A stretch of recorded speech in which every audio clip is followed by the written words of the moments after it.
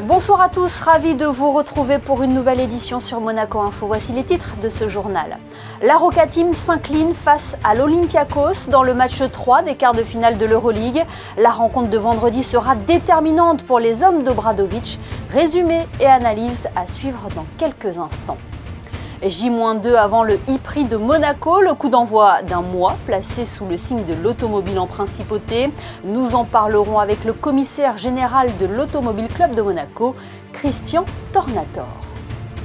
Dans ce journal également, le Conseil national des jeunes et de nouveaux élus juniors qui ont pris place dans l'hémicycle. Et puis nous nous rendrons à Gênes pour évoquer la suite du déplacement princier en Italie. Du sport pour débuter ce journal. Dans une ambiance des grands soirs, la Roca Team recevait à Gaston-Médecin l'Olympiakos pour le match 3 du premier tour des playoffs d'Euroleague. Les Monégasques, vainqueurs du dernier match en Grèce, cherchaient à confirmer ce bon résultat pour mettre une option sur le Final Four. Mais c'était sans compter sur la détermination des Grecs. Le résumé de la rencontre, c'est avec Yannick Debever, Frédéric Elion et Sylvain Péroumal. Après deux démonstrations lors des deux premiers matchs, l'Olympiakos et la Roca Team ont finalement disputé une rencontre qui s'est jouée dans les ultimes possessions. Le premier quart-temps annonce la couleur, les deux équipes sont hyper agressives et imposent un gros défi physique. Malgré cela, l'adresse est au rendez-vous et le match part sur une base de scoring assez élevée. Monaco vire en tête à la fin du premier quart-temps, 23-19, grâce notamment aux 8 points de James, tous obtenus sur la ligne des lancers francs. 8 points marqués dans ce premier quart-temps. Les 20 prochaines minutes seront à l'avantage des visiteurs. Au début du deuxième quart-temps, Monaco encaisse un 12-5 et se retrouve derrière l'Olympiakos. Un homme habitué des grands rendez-vous effectue un match quasi parfait en attaque avec une adresse folle. Kostas Sloukas inscrit 11 de ses 21 points dans la première mi-temps et permet à son équipe d'être devant à la pause 45-41. C'est très fort. La Roca Team est au contact jusqu'au milieu de la troisième reprise. Grâce à Dwayne Bacon, 23 points. Monaco revient à égalité avant de s'effondrer. L'Olympiakos inflige un 12-0 sur la tête des Monégasques qui mettront du temps à s'en remettre. Franchement, ils sont impressionnants. Sloukas continue son show et Monaco accuse un retard de 13 points avant la dernière reprise. Rien à perdre, les rouges et blancs lâchent les chevaux et emballent la partie. Will Thomas trouve enfin de la réussite à 3 points pour venir souffler dans la nuque des Grecs. Dwayne Bacon s'arrache et puis Paris Lee, très discret jusqu'alors, sort de sa boîte et lâche 2 tirs longue distance magnifiques. Le premier pour revenir à égalité et le second pour prendre l'avantage. Gaston-Médecin est en délire. Mais c'est bien toute l'expérience des Grecs qui aura le dernier mot dans ce match grâce à des lancers francs parfaitement négociés. La Roca Team s'incline d'une courte tête, 87-83, et se retrouve désormais dos au mur. This is a big lesson, how we supposed to behave, how we should, go to the details and execute them. The reaction is supposed to be, strong after this. We did it, there. We come out, after the first loss, and then we played very good, great, I think, there is no reason why you should not repeat this. Mené 2-1 dans la série, Monaco n'a plus le droit à l'erreur. Prochaine étape, gagner ce vendredi pour s'offrir le droit d'aller jouer un match décisif à Athènes, dans l'enfer du stade de la paix et de l'amitié. Oui, et la Roca Team aura besoin de vous vendredi soir, tous à Gaston-Médecin pour supporter les Monégasques dans ce match décisif. Rendez-vous également sur Monaco Info pour suivre en direct cette rencontre avec aux commentaires David Cosette et Ali Traoré.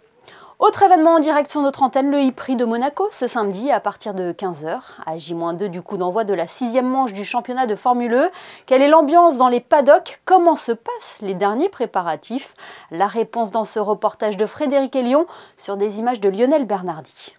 Pour la 5e fois de l'histoire, les monoplaces électriques engagées dans le championnat de Formule E vont en découdre sur le mythique circuit de la Principauté samedi. 48 heures avant la course, l'heure est aux préparatifs. Dès l'ouverture des paddocks, ce matin à 8 heures, Les teams se ruent sur les grosses boîtes DHL installées à la veille au soir devant les garages.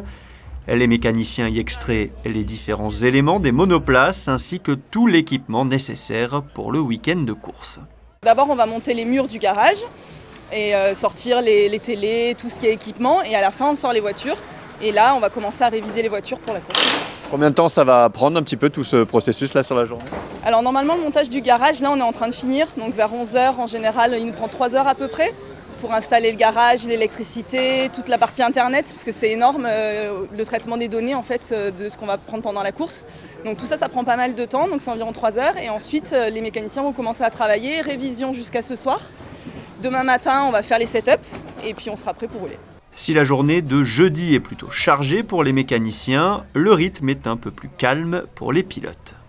C'est une journée un peu tranquille hein, pour nous, c'est plutôt des briefings, un petit peu de presse, des interviews, un petit peu de préparation pour le week-end. Mais voilà, le gros du boulot c'est pour les mécanos tout le jeudi et tout le vendredi. Vainqueurs du e-prix de Monaco, respectivement en 2019 et 2021, Jean-Éric Vergne et Antonio Félix da Costa étaient eux à l'école primaire FANB ce matin. Les deux pilotes du team DS Techeetah ont participé à une séance de questions-réponses avec les enfants. Il y a combien de personnes dans une équipe? Alors, c'est une très bonne question aussi. Dans notre équipe, sur les circuits, on est limité à un nombre de personnes. Pour des raisons budgétaires, parce qu'il y a des équipes qui ont beaucoup plus d'argent que d'autres équipes, donc ils pourraient venir peut-être avec 100 personnes et avoir beaucoup plus de mécaniciens, beaucoup plus d'ingénieurs. Mais je crois qu'on est limité à 40 personnes par équipe, par week-end. C'était super sympa de discuter avec eux, de comprendre ce qu'ils voulaient savoir un peu de notre sport, de notre parcours. Et c'était super sympa, il y a tellement une bonne énergie avec les enfants, surtout à la fin. Donc c'est cool, ça fait du bien de commencer le week-end monégasque comme ça. C'est un peu rafraîchissant et ça met de bonne humeur. Leader du championnat depuis ses 2 belles courses à Rome, Jean-Éric Vergne espère garder le sourire en enchaînant à Monaco, un circuit où il s'était imposé en 2019. Et bien évidemment, Jean-Éric Vergne ne sera pas le seul à vouloir remporter le e-prix de Monaco. On pense notamment au pilote de Rocket Venturi Racing qui joue à domicile. Nous recevrons d'ailleurs Eduardo Mortara dans notre édition de demain. Il nous dévoilera ses ambitions. Mais avant cela, parlons de cette série d'événements auto avec le commissaire général de l'Automobile Club de Monaco. Bonsoir Christian Tornator. Bonsoir Émilie. Ce e-prix, c'est le coup d'envoi d'un mois placé sous le signe de l'automobile en principauté. Oui, tout à fait. Ce n'est que le début, mais ça fait un petit moment qu'on est prêt quand même. Alors, les finitions sont toujours incertaines, mais on sera prêt samedi matin, puisqu'on ferme à 5 h le circuit et on démarre à 7h30 pour les premiers essais non qualificatifs. Les premiers essais, véritablement. Oui, c'est impressionnant de voir les rues de la ville se transformer. Toute cette mécanique qu'il y a autour, c'est une mécanique qui est très bien huilée. Oui, c'est vrai qu'on a commencé tôt, puisque c'était début mars, mais on est prêt, comme je vous le disais. Après, chaque année se rajoutent certains éléments et il faut qu'on s'adapte. Et puis, on essaye aussi de s'améliorer, parce qu'il n'y a pas de raison de rester sur la continuité. Il faut aller toujours de l'avant et on essaye toujours d'améliorer certains petits détails qui ne sont pas forcément visibles de l'extérieur, mais que nous, on ressent vraiment de l'intérieur. Et comment l'Automobile Club de Monaco arrive à jongler avec ces 3 événements successifs? C'est un petit peu compliqué, mais on compte aussi vraiment sur les personnes qui sont les organisateurs, les promoteurs des différentes séries, pour nous faciliter la tâche. Et c'est vrai que la mécanique est bien huilée, donc on n'a pas de souci de ce côté-là. Le e-prix donne donc le coup d'envoi des Grands Prix à Monaco. 8e saison déjà. Il a réussi à trouver son public, ce e-prix? Je pense qu'il a un public. Il a un public et puis les communicants de la Formule E sont très forts, ce qui fait qu'ils arrivent à drainer un nombreux public sur leur circuit. Pour vous donner une idée, aujourd'hui on est à 70% de remplissage des tribunes, donc on espère être complet pour samedi, c'est bientôt, donc on l'espère fortement, mais ça se présente bien. Il faudra simplement que le temps soit de la partie. La nouveauté cette année, c'est que les pilotes vont emprunter le même circuit que la Formule 1, à l'identique. Oui, c'est vrai que c'était une demande qui avait été faite dès qu'on a abandonné le demi-circuit, on va dire, puisqu'on a fait 3 saisons avec le demi-circuit. Et comme la présidence de la FIA a changé, on n'a pas eu d'opposition majeure pour retourner sur le circuit, qui est notre circuit d'origine et qui est le circuit que tous les pilotes désirent faire au moins une fois. C'est vrai que personne ne roule sur ce circuit en dehors de ces épreuves, donc, sinon sur un simulateur. Donc c'est vraiment exceptionnel et ils sont tous prêts, je dirais, à se battre. Donc forcément, les temps vont évoluer dans le bon sens, puisque l'année dernière, on avait fait une double chicane, à la chicane du port. Cette année, c'est la seule et unique chicane. Donc ça devrait aller plus vite. Et c'est un championnat qui attire, qui évolue de saison en saison. Il y aura encore des nouveautés l'année prochaine avec de nouvelles monoplaces. Les commissaires de course doivent aussi s'adapter à cette nouvelle génération de véhicules. Les commissaires de course, ils ont été formés au risque électrique. Vous savez aussi qu'en rallye, on est passé à l'hybridation. Donc on a eu suffisamment de cours et de présentations. Mais depuis 2015, où l'on roule sur le circuit de Monaco avec des voitures électriques, on a appris à dompter cette électricité. Donc les voitures d'aujourd'hui font 300 chevaux.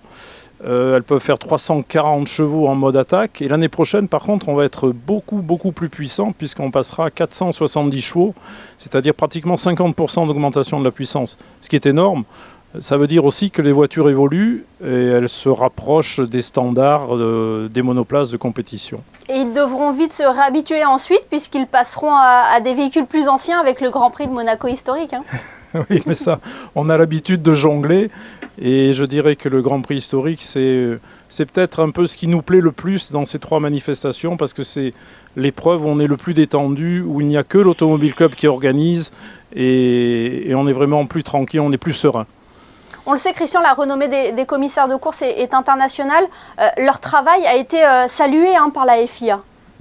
Oui, constamment. On a reçu le trophée de la meilleure équipe l'année dernière. Donc on tient à conserver ce trophée cette année encore. Et avec les 3 épreuves qui nous attendent, je pense qu'on va faire aussi bien, sinon mieux, comme d'habitude. Oui, premier rendez-vous ce samedi, donc, le e-prix de Monaco à suivre en direct sur Monaco Info. Merci infiniment, Christian Tornator, d'avoir été avec nous. Merci. Le reste de l'actualité, c'est avec vous, Chrisinda Thomel. Bonsoir, Chrisinda. On débute avec la semaine européenne de la vaccination. Bonsoir Émilie, bonsoir à tous. Et le département des affaires sociales et de la santé souhaite cette année mettre l'accent sur l'importance de la vaccination contre la rougeole. Cette maladie peut, dans les cas les plus graves, engager le pronostic vital. Une personne sur 6 présente une complication. Les complications les plus sévères sont les pneumonies et les encéphalites qui peuvent laisser des séquelles neurologiques graves ou entraîner la mort. Extrêmement contagieuse, une personne contaminée par la rougeole peut infecter entre 15 et 20 personnes. De plus, les jeunes enfants non vaccinés sont les plus exposés. Il convient également de rappeler que les femmes enceintes qui ne sont pas vaccinées courent également un risque et que toutes les personnes qui ne sont pas immunisées sont susceptibles d'être infectées. L'Organisation mondiale de la santé a donc pour objectif d'éliminer la rougeole en Europe. Mais pour éradiquer cette maladie, il faudrait qu'au moins 95% de la population âgée de 2 ans et plus soit vaccinée avec 2 doses de vaccin. Cette information pratique à présent, Chrisinda, l'accès à certains services ne sera pas possible durant ce mois de mai. En cause, la fête du travail et les différents Grands Prix. Effectivement, Émilie, il convient de rappeler qu'à l'occasion des différents Grands Prix organisés en principauté, les services administratifs de la fonction publique seront fermés le lundi 2 mai, le vendredi 13 mai, ainsi que les 26 et 27 mai, à l'exception de ceux qui ont l'obligation légale de rester ouverts au public. Une nouvelle journée test pour les waterbikes, Chrisinda, ces vélos qui flottent sur l'eau et qui seront à l'honneur dans quelques mois. Eh bien, effectivement, le Riviera Waterbike Challenge est de retour en 2022. Cet événement sportif se tiendra le 5 juin au départ du Yacht Club de Monaco. Les participants, aux côtés de célébrités sportives, formeront des équipes de 5 pour une course de waterbike en relais sur le port de Monaco afin de lever des fonds pour les projets de la Fondation Fondation Princesse Charlène de Monaco pour la prévention de la noyade. Mais en attendant la compétition, les athlètes se préparent, comme vous pouvez le voir sur ces images, des images qui ont été tournées hier dans les eaux monégasques. Merci Crescinda. C'est un nouveau défi qui attend ces jeunes élèves de la Principauté. Ils ont été sélectionnés pour assurer le poste de conseiller junior pendant 1 an au sein du Conseil national des jeunes. Alexandra Pani, Thomas Deus et Louis Borgia ont assisté à la séance d'ouverture.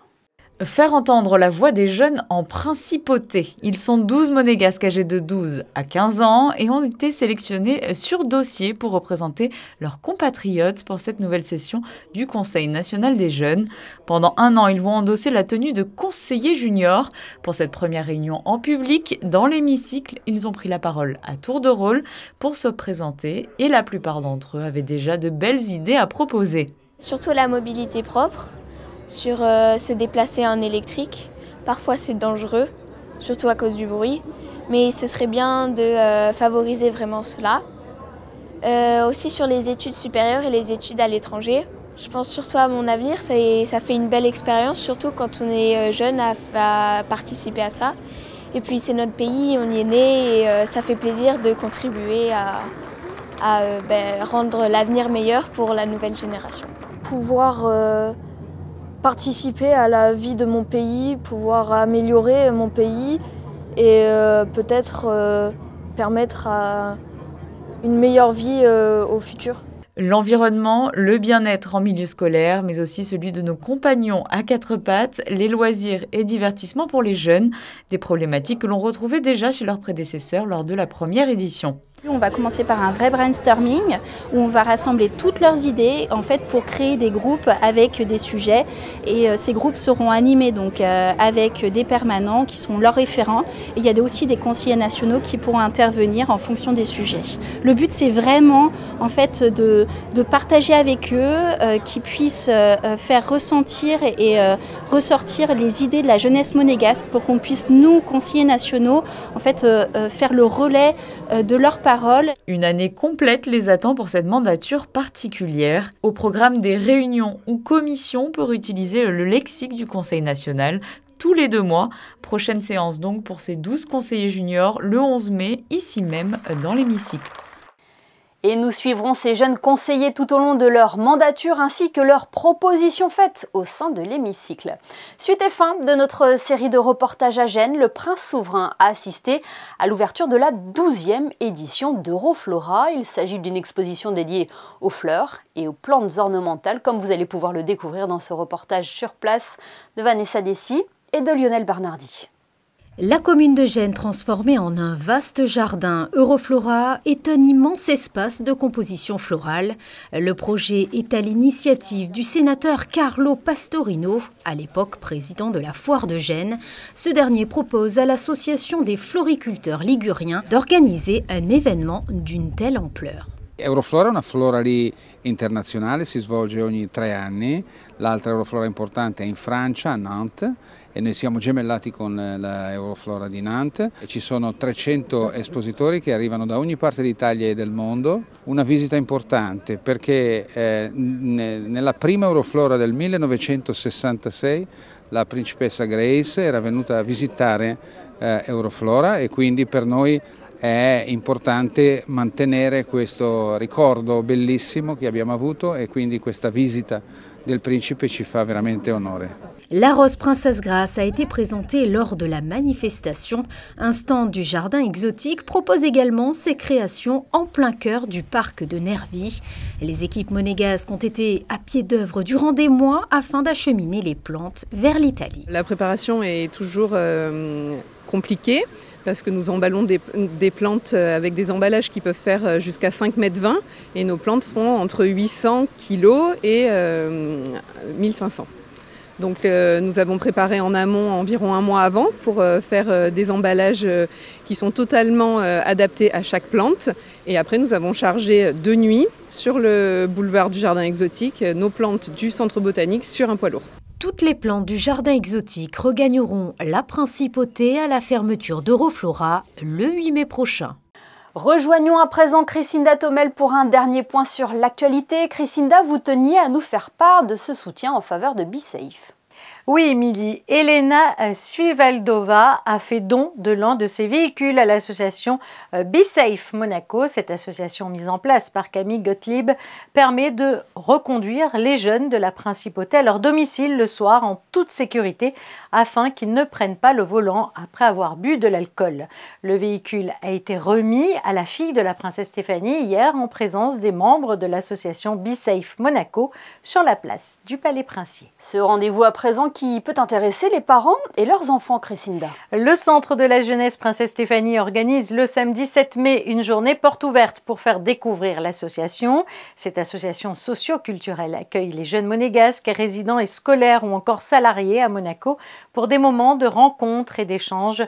Tout au long de l'année, le centre organise des ateliers, des sorties, des séjours, des concerts et des manifestations pour ses adhérents. Pour faire partie du centre de la jeunesse Princesse Stéphanie, il suffit d'être âgé de 8 ans à 21 ans. L'association des Amis du Printemps des Arts présente une nouvelle conférence au Théâtre des Variétés. Oui, Nicole Vatrican donnera une conférence sur la vie artistique à Monaco sous le règne du prince Albert Ier le lundi 9 mai à 18h30. Professeur certifié d'éducation musicale, ancien directeur adjoint de l'Académie de musique Fondation Prince Régnier III de Monaco, Nicole Vatrican nous livrera les secrets de cette époque qui a marqué l'histoire et qui a ancré le monde de l'art en principauté. Et enfin, Chrisinda, quelles sont les prévisions météo pour la journée de demain ? Vendredi, quelques passages nuageux sont prévus dans la matinée. Le ciel se dégagera en début d'après-midi avec de belles éclaircies en cours de journée. Côté température, le thermomètre oscillera entre 13 et 20 degrés. Le soleil se lèvera à 6h24 et se couchera à 20h31. Demain, nous fêterons les Catherines. Merci Chrisinda et merci à vous de nous être fidèles chaque soir sur Monaco Info. On se quitte en images avec les derniers vainqueurs du e-prix de Monaco qui sont allés rendre visite aux élèves de FANB. Un moment fort sympathique d'échange et de partage entre Jean-Éric Vergne et Antonio Félix d'Acosta et cette jeune génération. Je vous rappelle d'ailleurs que le e-prix sera à suivre en direct sur notre antenne samedi aux alentours de 15h. Excellente soirée à tous et à demain pour une nouvelle édition sur Monaco Info. We'll be right back.